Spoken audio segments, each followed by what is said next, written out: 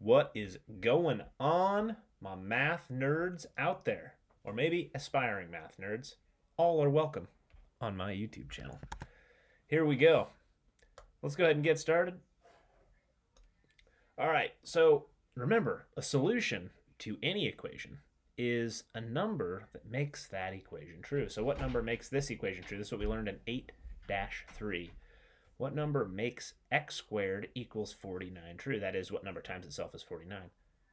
Problem. There are two numbers, Mr. Slagle. Those two numbers are x equals 7 and x equals negative 7. Now, how did we get that number? Well, if you're multiplying it by itself, the inverse of squaring something is square rooting something. So we learned yesterday that if you want to solve a quadratic equation, you can just square root both sides of the equation to get 7 and negative 7. Now, if you go to your calculator and you just do the square root of 49, all you're going to get is 7. So it is up to you, the mathematician, to remember that there is a positive and a negative case anytime you're solving an equation. So it's only when you're solving the equation. If someone just says, what's the square root of 49? The answer is 7, right? But when you're solving this equation, there are two numbers that make that equation true. Today, we're going to be doing something a little bit different. Instead, I'm going to be giving you equations. So all the ones from yesterday, the general quadratic equation is ax squared plus bx plus c.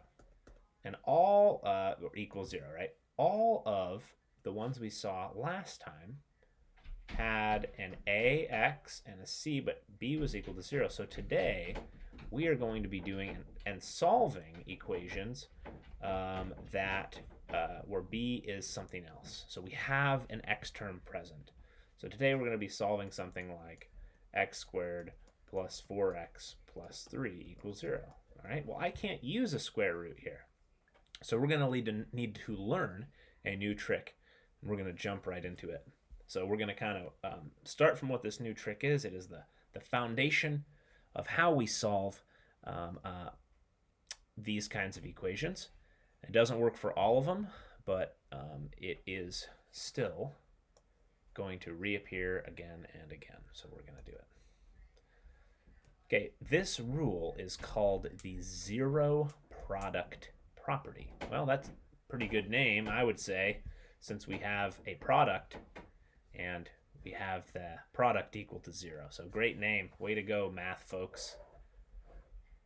Okay, so here's the deal. If I have two numbers and I'm multiplying them together and I know the answer is 0, that tells us something. If we're looking for solutions to this equation, well, I can tell you a couple solutions, right? One of them is a equals 0 has to be is a solution. That has to be true. A equals 0 has to be a solution. So if a or b is 0, the whole thing goes to 0, right? A equals 0 is a solution, and b equals 0 is a solution, because b times anything is 0. So, or it could be, it doesn't, so b equals 0 regardless of what a is, the product is going to go to 0, and a equals 0 regardless of b is, the product is going to go to 0. So it doesn't matter. These two things force a solution. So we're going to apply this on a bunch of these problems that we have factored here in just a minute. Okay, and there should be a then there. If a times b equals 0, then a equals 0 is a solution, and b equals 0 is a solution. Hopefully that makes sense. So we're going to move on from there, and we're going to see some examples. Let's take a look at this first one. Okay, here I have a product. I have two things being multiplied, and I'll go ahead and color those for you so you can see what I'm talking about. So this would be my a in red, x plus 8. There's my a. And my b in blue. I'm only going to do it for this problem. Don't worry, not all of them. There's my x minus 3, so that's b. Now, we have a product. We have it set equal to 0. How could I make this equation equal to 0? Well, it's pretty easy. To make this equation equal to 0, you just have to make a or b 0. If a or b is 0, the product is going to go to 0. And so how we do that is we think about A is this red parentheses. What number could go in for x to turn this whole thing into 0? Because then we would take 0 and multiply it by this product, or by x minus 3, whatever x is. Okay, well, you guys are probably thinking correct. Negative 8 makes this thing 0, and over here, 3 minus 3 is 0, so it works. So we have two solutions. Those are our two solutions, but the way that we use our 0 product property, we say, all right, in order for this product, there's the multiplication, in order for this product to go to 0, x plus 8 has to be equal to 0. So that has to be true. And x minus 3 has to be equal to 0. So we're going to solve this. We're going to use our solving algebra skills. So x minus 8, hey, look at that. X equals negative 8 is a solution. And we say, so if we know x plus 8 has to be equal to 0, we also know that x minus 3 has to be equal to 0. So we can add 3 to both sides. We'll get x equals 3. So we have our two solutions, and we can check. You can check both of those solutions if you really want to be, a crazy overachiever. You can go over here. You can plug them in. So let's see what happens. You're going to get, so if you check, you'll get, let's see here. Plug in negative 8. You'll get negative 8 plus 8 times, I got to plug in negative 8 again over here. Negative 8 minus 3. This is really not necessary for us to do. Negative 8 plus 8 is 0. So you get 0 times negative 11 equals 0. Well, 0 times anything is 0. So yeah, it's a solution. It makes it true. Okay. And you could check the other case as well. There's really no need. It's going to go to 0. So you'll know that this number 3 and this number negative 8 make the equation true. That was quite long-winded. But it's really that simple, guys. If you see a product, you take each factor of the product, set it equal to 0, and solve, and those are your solutions. Should have just started with that, Mr. Slagle. That's a lot simpler. X minus 4 equals 0. Add 4 to both sides. X equals 4 is a solution.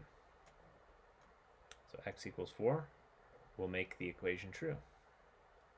And x plus 19 equals 0. So x equals negative 19 is a solution.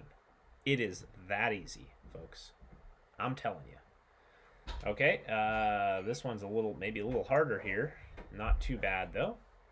All right, well, we got a product. It's set equal to 0. You do the same thing, except this time we might get answers that are not whole numbers, and that's okay. So 4x minus 14 equals 0. See if you can get these two numbers if you want. Try this one on your own. We're going to try and get our two solutions, the two numbers that make this equation true. All right, so I'm going to add 14 to both sides to solve for x. Then I'll divide by 4 to get x equals 7 divided by 4 is 3.5.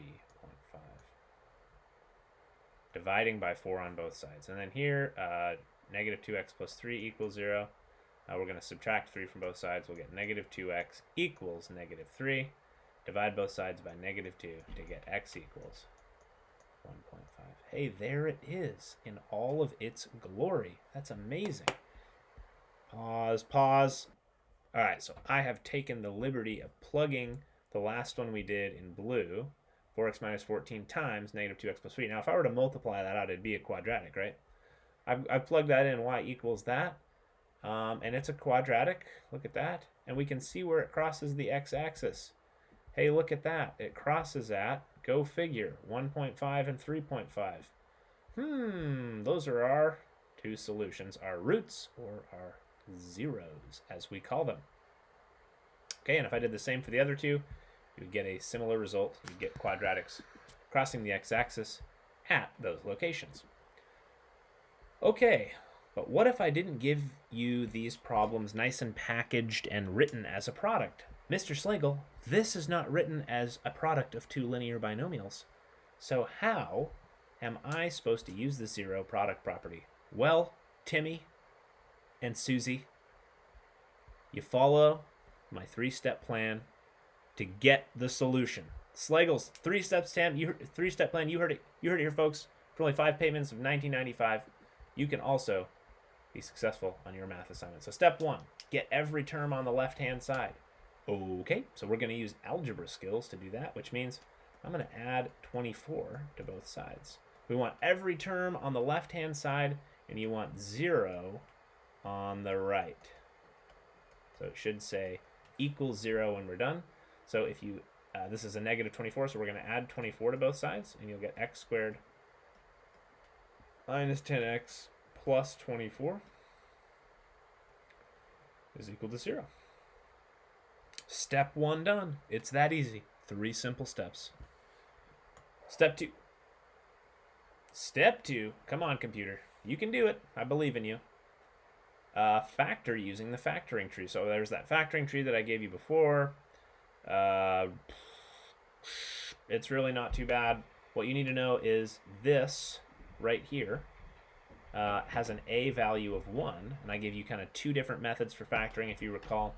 A value of 1 tells us we know that this in factored form, x squared minus 10x plus 24, in factored form is x plus or minus something times x plus or minus something, or it could be. It's likely to be. Okay, so it is if we can find factors of 24 that add to negative 10. Oh, wait, I know what those are. That's negative 6 and negative 4. So if we were to multiply this back out, so we just factored, this is what we're doing in chapter 7. I took this thing and I factored it and we went crazy, okay? And I got x minus 6 times x minus 4. And guess what, ladies and gentlemen? Now we can apply the zero product property because we have taken this quadratic trinomial, we've written it as a product of 2 linear binomials. Product, 0. Let's do this thing. Our 2 solutions. X minus 6 equals 0 is number 1. X minus 4 equals 0 is number 2. Go ahead and solve. Add 6 to both sides. We'll get x equals 6. Add 4 to both sides. You get x equals 4 is a solution. These are the numbers that will make this equation true. And again, I'm going to be an overachiever here for just a minute. We're going to check. Pick one. We're going to check. Normally you'd check both if you were going to check, but let's just check. I want to prove to you that it works. We'll use 4 because it's a smaller number. We'll check 4, I guess. That is 4 squared minus 10 times 4. Is that equal to negative 24? 16 minus 40? Is that equal to negative 24? Yep. It worked. Congratulations, we did it. We did it, Gandalf. Man, he's looking pretty stern. I'm going to keep on moving. That's how you use the zero product property to solve a quadratic. I'm going to do a bunch more examples, so strap yourselves in. It's going to be a wild ride. Okay, I guess you're trying one. I guess I forgot I put that in there. Okay, you try this on your own.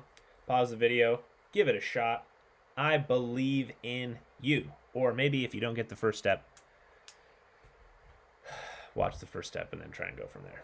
All right, here we go. I want to get, step 1 says, get every term on the left-hand side. Haha, 2g, you think you can outsmart me. We're going to subtract 2g from both sides.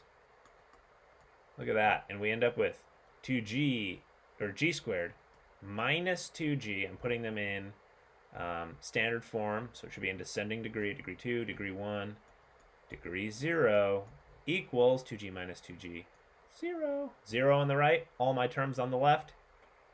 Schlegel approved. We can go ahead and go to step 2, which is factor using the factoring tree. All right, I need factors of negative 15, 2 numbers that multiply to negative 15 and add to negative 2. Hey, oh, teacher, I know what those are. That is g minus 5 times g plus 3. Got it. Factored. Maybe that might take you a little bit longer. That's okay. Now we apply the zero product property because we have a product of 2 things equal to 0. All right. First solution, g minus 5 has to be equal to 0 if this product is equal to 0. So g equals 5 is a solution. Solution 1. Cha-ching, cha-ching. The next one, g plus 3 must then also be equal to 0. So g is equal to negative 3. Come on, Sliggle. This is all you got? Is this all you can conjure, Saruman? Man, Gandalf is my homie.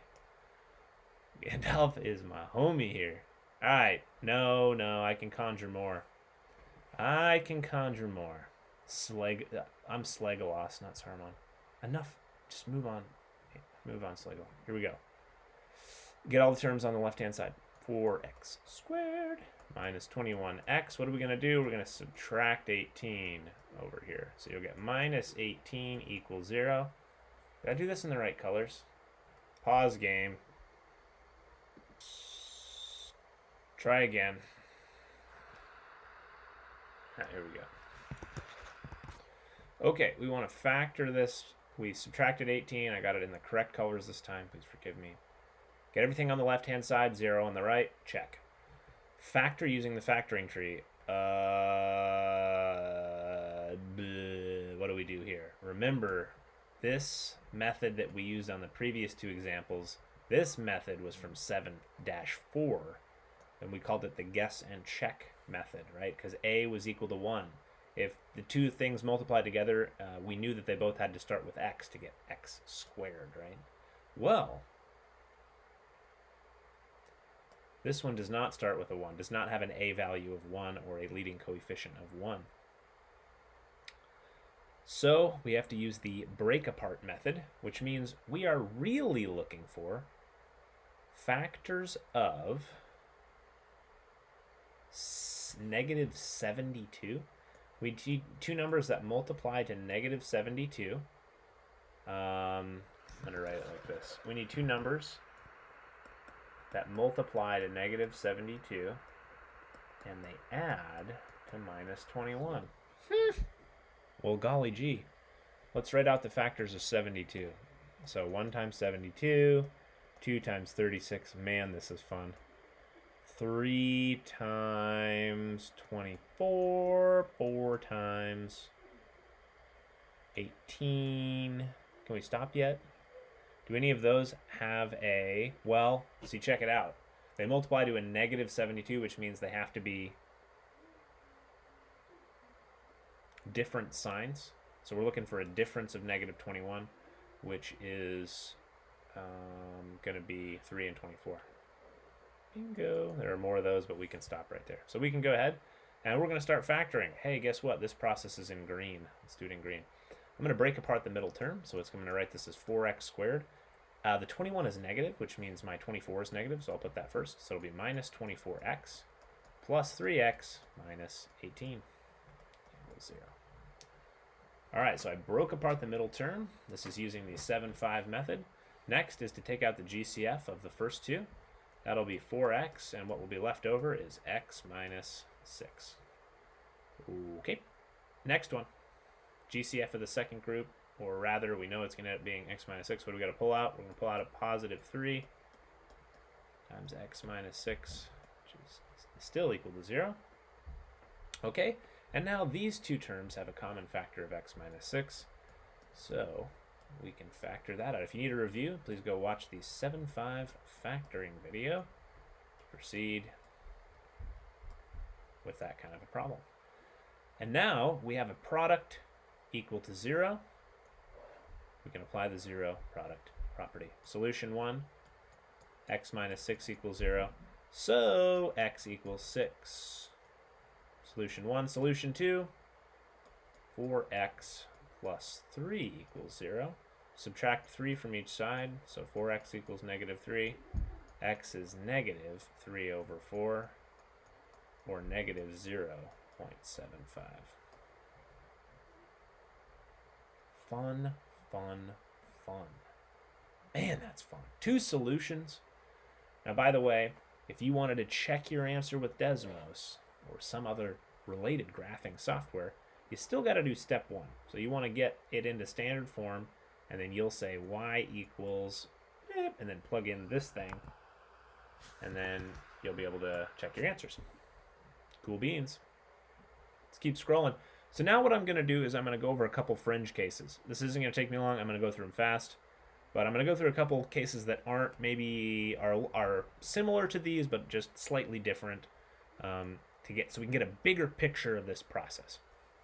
Let's take a look at these other examples. Here's the first one. This is a good one. I like this one. All right, I'm going to do these kind of fast. That's all right.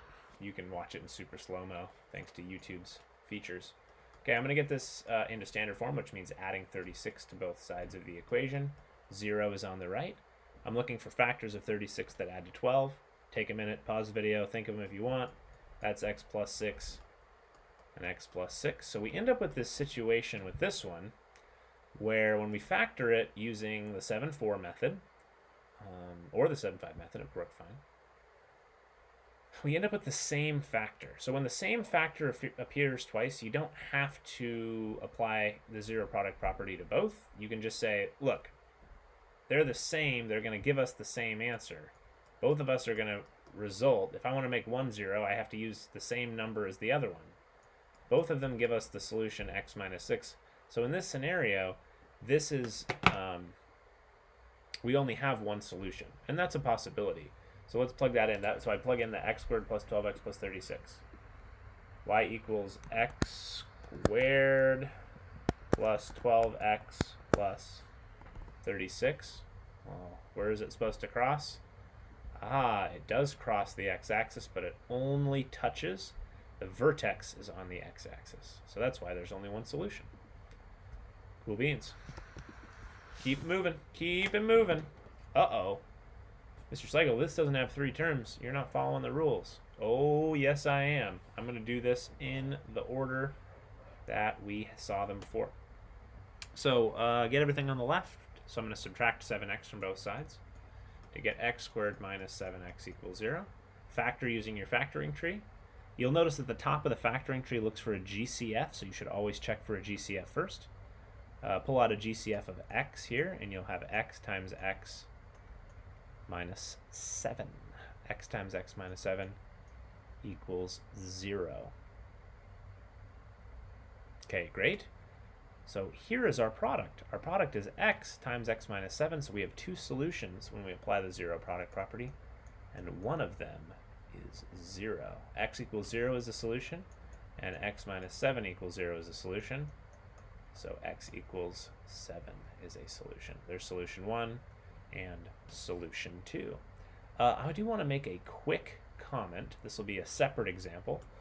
But let's say you had one that was like this. 2x squared minus 8 equals 0.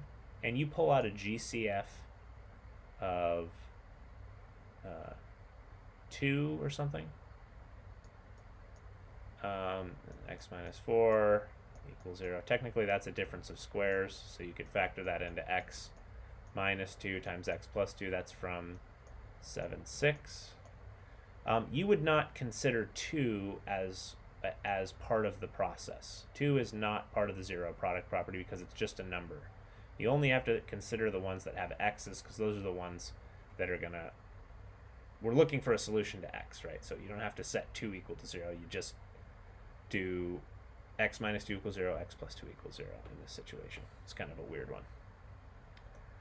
All right, now we're going to bring out the big guns. All right, if we want to solve this, you're like, Slagle, that's not a quadratic. You lied to me. You said this is solving quadratics. Well, you're right. This is a cubic. We're gonna solve it anyway. We're gonna find the solutions, the numbers that make this equation equal to 0. Okay, so I'm going to follow the factoring flowchart. Is there a GCF? Why, yes, there is. Mr. Slagle, there is. X is the GCF, so I'm going to factor out GCF of x. We have x squared minus 5x plus 4. Oh, interesting, equals 0. Okay, the problem is we're not done because we can still factor this thing on the inside. So I can break apart x squared minus 5x plus 4 into x. I need factors of 4 that add to negative 5. What are those? Factors of 4. This is using our 7-4 method. Factors of 4 that add negative 5. Oh, got it. Negative 1 and negative 4. Sweet. Those two numbers multiply to 4, add to negative 5. And now for my zero product property, I have 3 things in my product. I have x minus 1, and I have x minus 4. So yes. Yes, yes, yes. You have to consider every case. X equals 0 is a solution. x minus 1 equals 0 is a solution, which is x equals 1. And x minus 4 equals 0 is a solution, which means x equals 4 is a solution. Now, aren't you just curious? It's technically, we gotta look. We just gotta graph it. I'm just quaking in my boots to know what this thing looks like. X cubed minus 5x squared plus 4x. Whoa, that's not a quadratic. No, it's not. But guess what? You solved it anyway using the exact same process. And it crosses at 0, it crosses at 1, and it crosses at 4. It's almost like we predicted that. Super. That's it. Thanks for watching the video, everybody. I really appreciate all your hard work, and I know you can do it, and I believe in you. Slegolas believes in you.